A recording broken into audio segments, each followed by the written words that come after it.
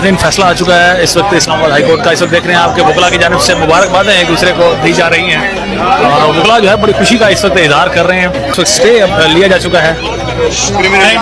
वो वाला और ये हुआ अल्हम्दुलिल्लाह, अल्लाह ने अपने नबी के सदके, अपने रहम करम के सदके हमारी भी कोई आवाज सुनी। दोस्तों, चीफ जस्टिस ऑफ पाकिस्तान काजी फाइज ईसा के तारीखी फैसले के बाद हर पाकिस्तानी बेहद खुश है। साइफर केस के हवाले से रिमार्क्स देते हुए कहा कि साइफर केस बढ़ गया है। इमरान खान और पीटीआई रहनुमा शाह महमूद कुरैशी को साइफर केस से बाइज्जत बरी कर दिया है। 100 दिन की कैद के बाद आज इमरान खान और शाह महमूद कुरैशी की रिहाई की खबर से पूरे पाकिस्तान में जश्न का समा है। चीफ जस्टिस काजी फाइज ईसा ने साइफर केस की समाअत करते हुए कहा कि साइफर जैसे झूठे केस की वजह से हमारी सुप्रीम कोर्ट पर भी इमरान खान साहब की खिदमत में हाजिर होऊंगा और उनसे मुलाकात करूंगा।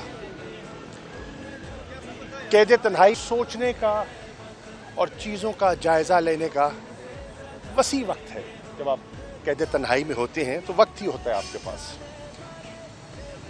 मेरा जो तज्जिया है सियासी सूरत हाल पर, मैं चेयरमैन इमरान खान से उनकी खिदमत में पेश करूंगा, उनसे रहनुमाई भी हासिल करूंगा।